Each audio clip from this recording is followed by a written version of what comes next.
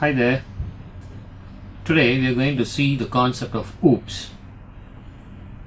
Before OOPS, we had what was called as structured programming language or procedure-oriented programming language. So we are going to see the differences between structured-oriented or procedure-oriented programming language versus the object-oriented programming system. We are going to see what OOPS is all about, their concepts, namely object, class, inheritance, polymorphism, data abstraction and data encapsulation. And we are going to see a small program in C++. Procedure-oriented programming language, like in C, it always follows a structure. A procedure is followed, like say a top-down approach. But whereas in the case of OOPS, that's not the case. You can write your program anyway, so it follows a bottom-up approach. Data hiding is not possible because you have various methods to get the data, to get the memory location. Hence, it's not secure. But in the case of OOPS, data hiding is possible. Therefore, the security is high. Overloading as a concept, which we'll see later on, is not possible in a procedure-oriented programming language because it's a concept of OOPS, and therefore overloading is possible in OOPS. Some languages that we have in the POP is C and Fortran, and in OOPS we have C++, Java and C#. What is object-oriented programming? It's a methodology or a complete shift from what we had in the earlier days, that is from POP, a complete shift or a new paradigm or a design for using classes and objects. So what do we have under these classes and objects, or what do we have under the OOPS concepts? We have objects, classes, inheritance, polymorphism, abstraction and encapsulation. I think you'll have a better understanding if we see these concepts separately one by one. An object. You know very well that an object is a real-time entity. Like if you're watching this program, the monitor before you is an object. The keyboard that you use is an object. The mouse is an object. There are plenty of objects, but each and every object has its own way of being used. I'm quite sure you can't use your mouse like a keyboard, or you can't use your keyboard like a mouse, isn't it? So each and every object has its own ways to be used, and these objects can be physical or logical. And this object, you can call it as an instance of a class, wherein the object is initialized and placed in the memory. It has its own properties and the methods to be used. For example, the frying pan in the kitchen is an object. So how do you use it? You can use the frying pan by various methods. And one method to use a frying pan is to fry your French fries, or another method is to sort your salad. A class is like a blueprint. Now let me put it this way. Suppose you're building a house. What do you need to build a house? You need a blueprint. And the blueprint says the dimensions of your house, what materials are needed to build your house, and the length and breadth, everything is given in your blueprint. But then how do you build a house? I don't think you'll be able to build a house just with a class or a blueprint.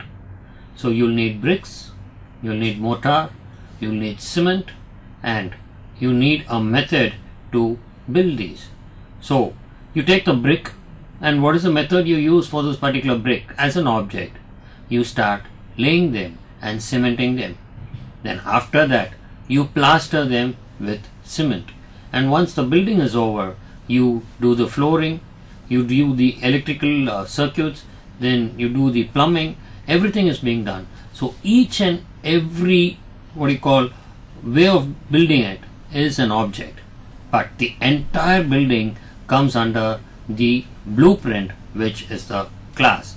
Therefore, the blueprint is a logical entity, whereas the object is a real entity, or in other words, the object is the real part of the class or the instance of the class. As in this example that you see in the slide, you have class as cars, and each model that you see in this class are objects, and each and every car will have its own specifications. They'll have their own way of driving, but at the end of the day, what we do is move from one place to another, isn't it? Inheritance. The father leaves all his belongings to his son. So we say the son has inherited the property of his father, isn't it? The same way in a Java program or in an OOPS program, we have one class, and from this class, which has many objects and methods, we inherit the properties of this class in another class, which is called as inheritance. So when we inherit, we need to write the code just once in one class, and the same objects can be reused in any part of the program, which is an easier way of doing your or writing your program. The base class or the original class is also called as the superclass, the base class, or the parent class. And you know why it's called the parent class? Because it's going to be inherited by its child class, obviously. So the new class which acquires or derives the properties of its parent class, superclass, or base class is called the derived class, the subclass, or the child class. So each subclass inherits features of its parent class, which is unique. And there are many types of inheritances also. We have multiple, multi-level, hierarchical, and hybrid. These are some of the examples of inheritances. Polymorphism, it's a Greek term where poly means many and morphism is change or forms. So it is many forms, which means an object can take many forms and it can exhibit many properties. So if you want to convince the customer about selling a pencil, you can show that the pencil can draw a circle or it can draw a rectangle. So the pencil has many forms of drawing a circle or drawing a rectangle. And in Java, polymorphism is achieved by using method overloading and method overriding, which we'll see when we come to polymorphism chapter. Polymorphism is also an operation that may exhibit different behaviors. Like say for example in a class, you can have many methods of the same name, but each method will have its own parameters, will have its own values.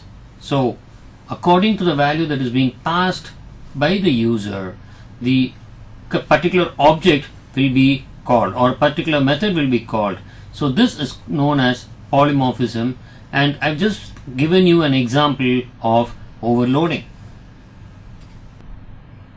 Data abstraction is a methodology wherein you just show what is required to the user and hide the ways and means as to how you've written the program. In other words, you don't show the functionality, you show the functionality but you hide the details.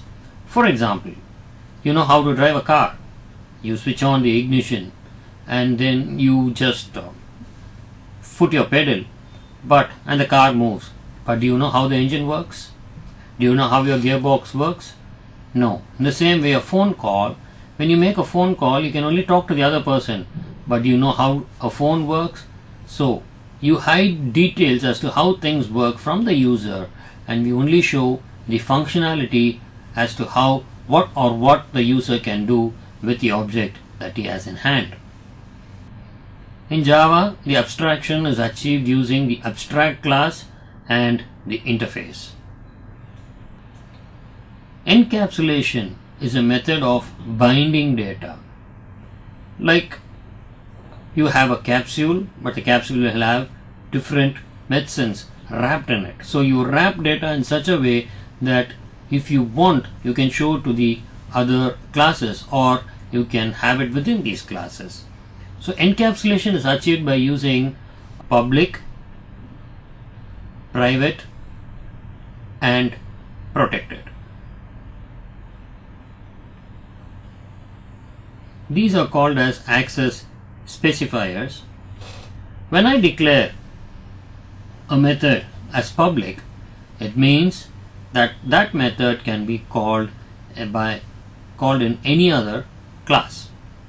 When I declare a method or a data as private, then the other classes cannot acquire the properties of this method or object inside the particular class.